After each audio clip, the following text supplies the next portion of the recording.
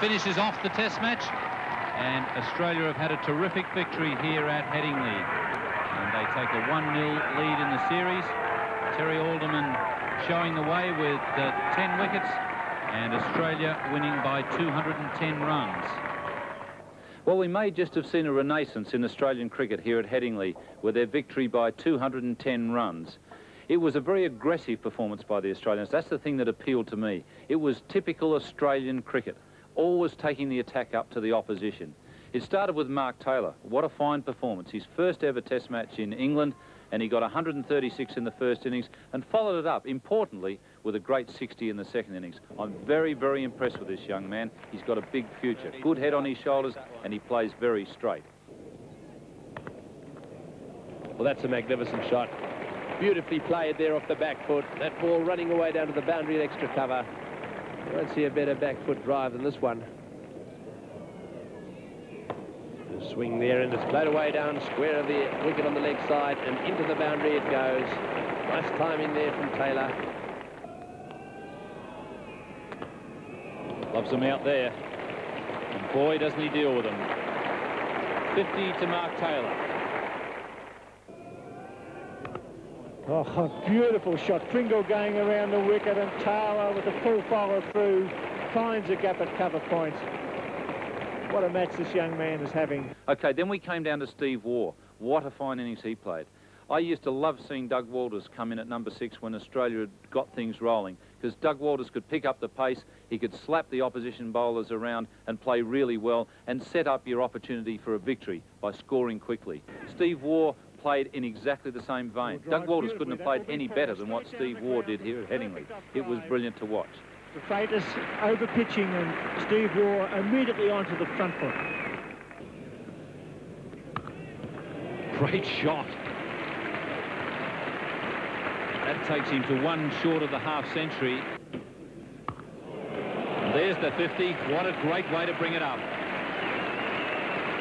I think sort of the last 10 tests or so, I've learned to relax a little bit more early, and I was very tense, and I sort of didn't play my shots, but I think I've realised now that my game is to go out there and play some shots, and I tried to do that the other day. The whole Australian effort here at Headingley has been one of aggression. Was that the idea before the match? Yeah, that was basically our team talk before the game. I think we decided that we're a much better side if we play positive, and we went out there to play some shots. We got the batsmen to sort of play the shots, and also catching was great, and the bowling was very good in the second innings. But that was our team plan before the game, to be really aggressive and be positive. And what about finally making the 3 figures? You looked a bit pleased. Yeah, well, I think it's, obviously it was, it's, been a hard time over the last couple of years. I've got a couple of 90s and whatever, but, it's always great to get that 100. It was a special feeling, and something only the players that have got 100 can realise how it feels.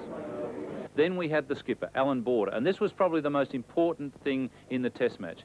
Border came to the crease with Australia in a bit of trouble, and he played aggressively. He took it up to the opposition, and that's something that we don't always see from Alan Border in a Test match. A fine performance from the skipper, and that was just the start of things. His captaincy right throughout the match, I thought, was top class. He got 10 out of 10 for his captaincy in this match. Brilliant.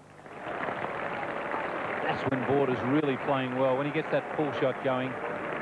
Well, there was plenty of good batting, but the question mark about this Australian side was always the bowling. Were they good enough to get 20 wickets and get them quickly enough to win a Test match? Well, they answered that question here at Headingley, led brilliantly by Terry Alderman. 7 times now he's taken 5 wickets in an innings. 6 times he's done it against England, twice here at Headingley. It was a brilliant bowling performance, persistent and consistent. That sums up Terry Alderman.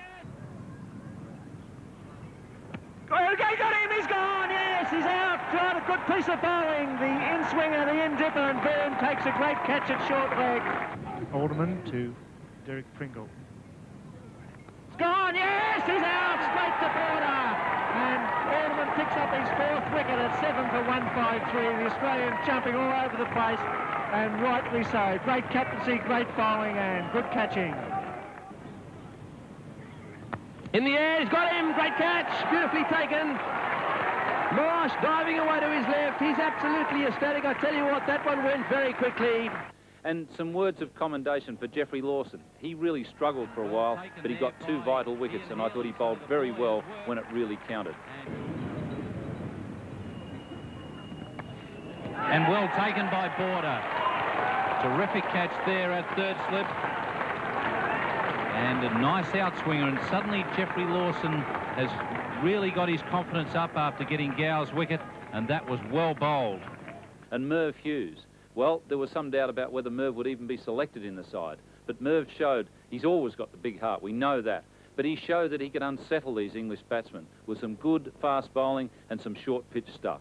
All in all, it brought joy to an old Australian cricketer's heart. It was well worth watching.